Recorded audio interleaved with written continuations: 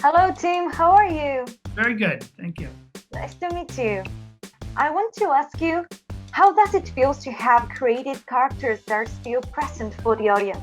Well, when I created the show, you dream of having a show that captures the imagination of the audience and where they grow to love the characters. And so I'm always amazed at how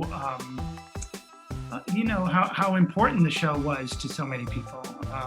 And I think the reason is because they saw themselves, people could see themselves in these characters. And that was because I didn't create characters that, or I created characters that were they were very knowable. They were very ordinary people. And I always had, I had a cop on the show, and the cop wasn't a super cop. He wasn't the great detective. He was the cop who stood outside of the crime scene and directed traffic. He wasn't the one solving the crime, right? And the cheerleader character is a great example of that. I always described her as she was the cheerleader that you had the crush on, not the one that everybody else had the crush on, right?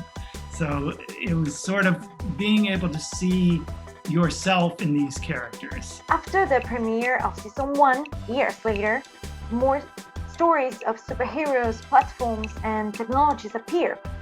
What differences you found between the creative process of Heroes and Heroes Reborn? In some ways, they were very similar, but I think Heroes existed. The reason that it created such a big splash when it premiered was that it was something very different at the time, and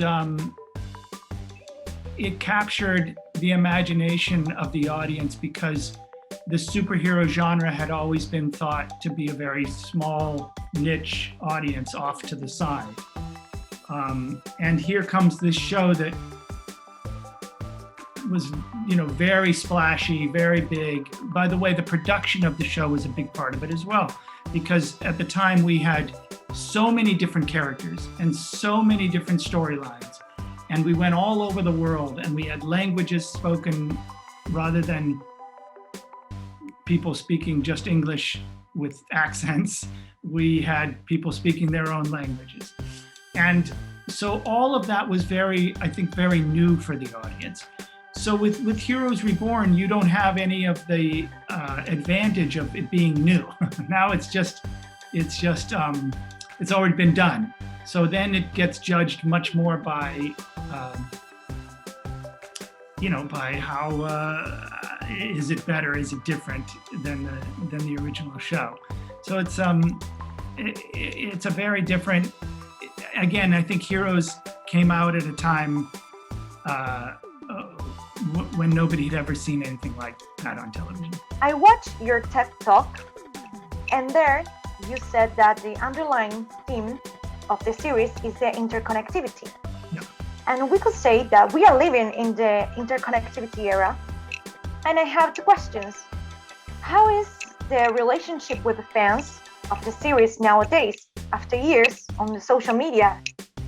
And then another one, what challenges involves the creation of a TV series nowadays? Well, those are huge questions. I mean, first of all, I have never really been that engaged in in social media. It's not something I've personally done very much.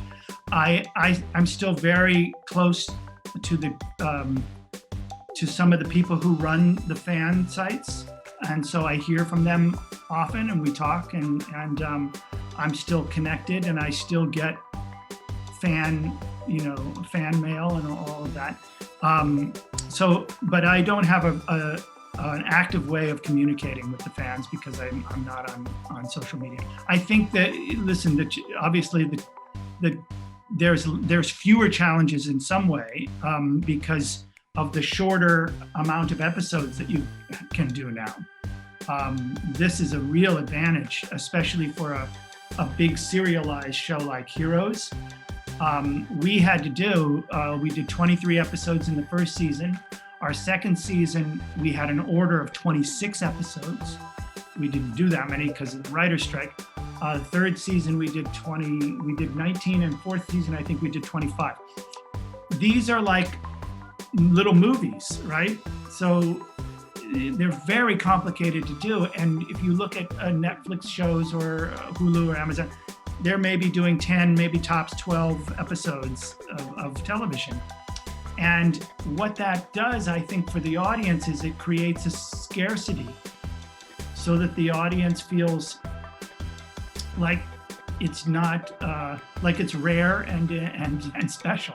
And I think one of the challenges with making the show originally, it was hard to stay rare and special when you were on all the time. We were just on all the time.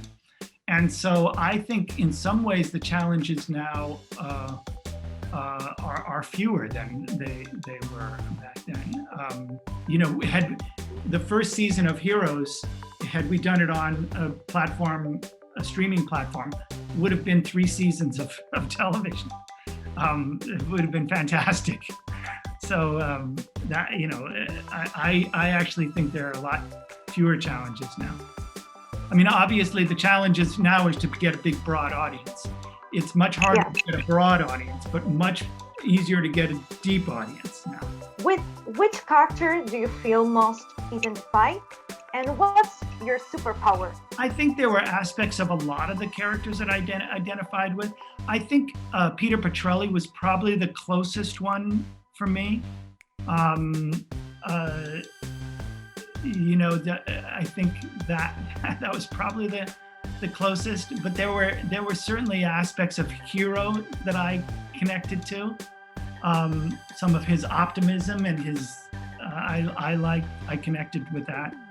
With Peter Petrelli, it was, his constant questioning of what his purpose was. That was very, I was very connected to that. And I don't have a superpower. I wish that I did. I don't have a superpower. I sometimes, I sometimes wish that I could, be in many places at the same time so I can get more work done, or wish that I could heal faster from like Claire. That I was indestructible. I would love to do that, but no, sadly, I'm very ordinary. Do you have a group of heroes in your life? That's interesting. I, like a lot of people today, feel very worried about the world. But it's interesting. I have a 21-year-old son, and I'm noticing that his generation is very committed to climate change and social justice, and I feel like that generation is going to be very heroic going forward, and so I suddenly have real confidence. I didn't for a while. I thought, everybody's on their phones and they're just too interested in social media. But I'm seeing a change in his generation. I'm seeing a desire to save the world, and that's what Heroes was all about.